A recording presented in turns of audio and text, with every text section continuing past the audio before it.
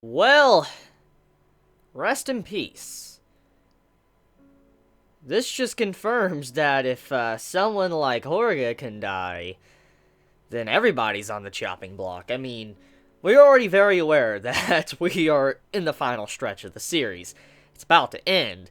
And now seeing the main character, pretty much, like the two main characters is Orga and Mika. And now seeing Orga die, that just lets us know that anyone can die now. Like, anyone in this series can legit die next episode, just because of what happened in this episode.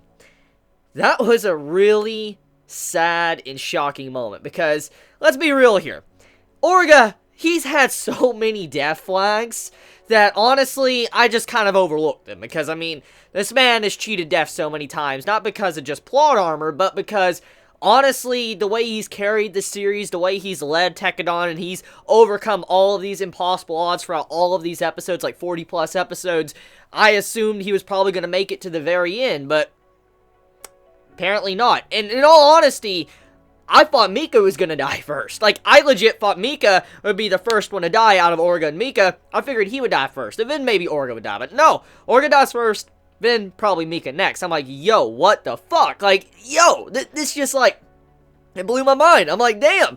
So, Orga is dead. And his death was very tragic and brutal. He did not go silently and softly and, you know, without pain. He was in probably a hell of a lot of pain when he died, because this man, it's pretty savage how he died. Like, it was really savage. Like, it was up there with laughter. I mean, you know, how she died. And, I mean, he was just straight coming out, and then all of a sudden, this hit squad, hitmen come out and all that, these assassins, shoot the fuck out of them. He takes the bullets, dies, and then he turns around while having bullets in him, kills a guy, has a good shot, and then, you know, he gets up and starts trying to walk and shit. I'm like, yo, just, you're dying, you're dead already, just lay down. And the man continued to walk forward. I'm like, oh my god, this meaning behind his death right now. I'm like, yo, that's insane. So let me kind of clarify. Orga is a character, as we know, that's been leading Tekkadan. He's our leader, and he's constantly looking forward, moving forward, keeping, you know, Tekkadan moving forward. They're never stopping. They're always on this path.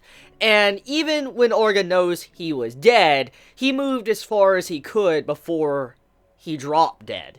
And even though he is dead, he is still there moving forward, because Tekkadan is him, and everybody that is with Tekkadan is carrying, you know, Orga with them. And Orga's pretty much at the finish line waiting for them.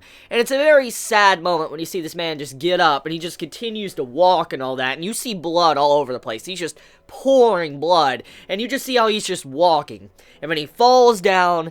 And then you see when it does like the zoom out and it just looks at his hand and stuff, you see his finger pointing, like pointing forward to say continue going forward. I'm like, bro, that is just, that's fucking sad. It's sad because it's everything that Orga stands for, and he continued believing in what he stood for to the very end, his final moments of life. And even then that he's dead, like, even though he is gone, he's still here, because he carries his will within everybody else in Tekkadan. And I'm like, damn, so emotional.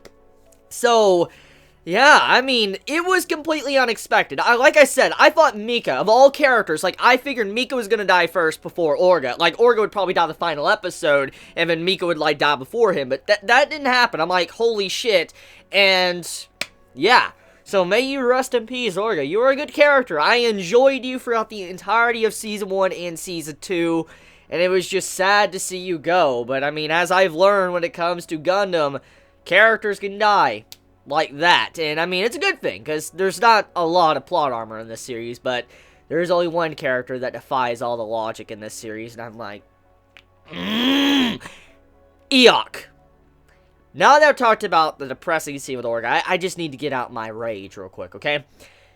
Why? Why does Eok continuously have fucking plot armor? Like, for the love of God! For the love of God, you killed off Orga, which is pretty much essentially the main character of the series, but you keep this piece of shit Eok fucking alive. Like, this man gets stabbed by Mr. Chocolate, and he's like, call the attack, call the commander, as you see blood pouring down his face and a fucking, like, big-ass weapon sticking through his cockpit. This man is still alive, and I'm like, are you fucking serious? Like, seriously, this man does not need all this fucking plot armor. Let this man freaking die. Kill him already. Like, I am sick and tired of Eok still being fucking alive in this series. He's already pretty much killed a lot of good characters in this series, and indirectly killed them, and this man's plot armor barrier is just absolute bullshit. You're telling me in the exact same episode, Eok survives a near-death experience not once, not twice, 3 times. Like, this has already happened now 3 times in the fucking series. Maybe even more than that. This man has survived a life or death situation.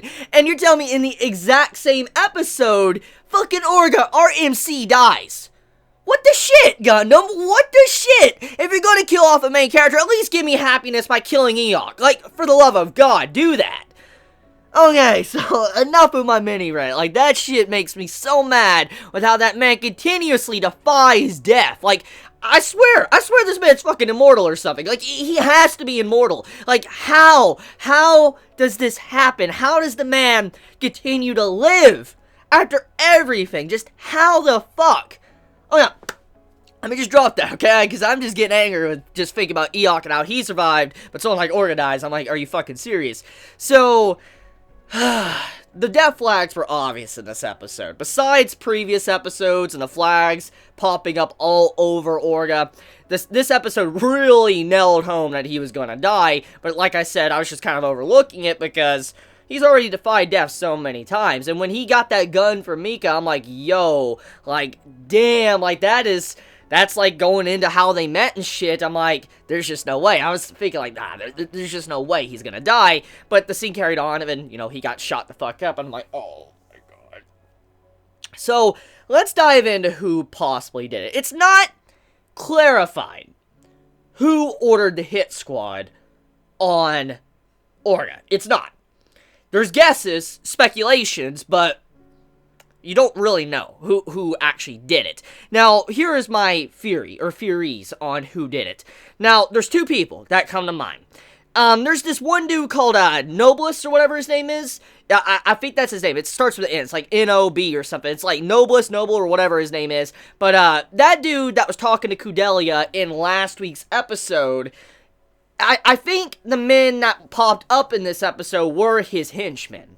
And that might have been who killed Orga, because you gotta think about this. The dude, Noblest or whatever, he has a connection with Kudelia. Obviously, he wants to continue to get benefits from Kudelia, so obviously he would want to get rid of Tekadon, and that connection between Kudelia and Orga, or Tekadon in general, he would want to get rid of that. So, it makes sense why someone like him would want to do that to Orga. But, here's another person that also comes to mind. Mr. Chocolate. Now, hear me out. Let's think about this. Last week's episode, Mr. Chocolate was pretty much gone for the majority of the episode. Now, yes, I know, the communication system was down. That's like the big conflict right now in this current arc. Communication system is down, they can't talk to anyone on the outside. However, once again, I want to express this, that Mr. Chocolate was pretty much gone the entirety of last week's episode, but also in this episode, he said even to Orga himself, you can use me however you want, and that pretty much implies he's going to use Orga however he wants, and he was also talking to Mika as well, trying to kind of like hire him or scout him, for instance, to kind of battle with him, and he was also talking about how Tekadon wasn't fighting, like it's very surprising, and when you see the way this episode came out, you're like, wait a minute, with Orga's death, who's gonna, fight now? Obviously, Mika and everybody else is going to definitely go out and try to fight, what's going on with Gjallarhorn right now, because of Orga's death. There's just no turning back. And so, I feel like this was all orchestrated by Mr. Chocolate, getting everybody up in an uproar to avenge Orga's death. And I could see that happening. I could definitely see Mr. Chocolate doing something like that just because of his personality and what we saw from him in the first season of Gundam Iron-Blooded Orphan. Well, we've already seen him do some very heinous shit, so if he could do something like that from season 1, what makes it, any different that he does this to Orga? He tries to betray him, and then he gets him killed for, he can inspire Mika and everybody else in Tekadon to go after Gjallarhorn and try to kill them. That seems like a very likely possibility. Now, once again, I do know that the communication system is down. However, there might have been other ways he could have contacted or something. Maybe he already had it prepped up in the first place. I mean, let's think about this, okay? He got Orga and them out. He was the one that started the distraction in the first place. He is the one that opened up a path for them to be able to get out. So, it makes sense that he would also be the one to probably get him killed, too. So, I'm just throwing it out there. That is probably what happened. So, yeah, just let the speculation for now. We don't really know, but we'll see where the series takes us with the remaining episodes that are left of Season 2.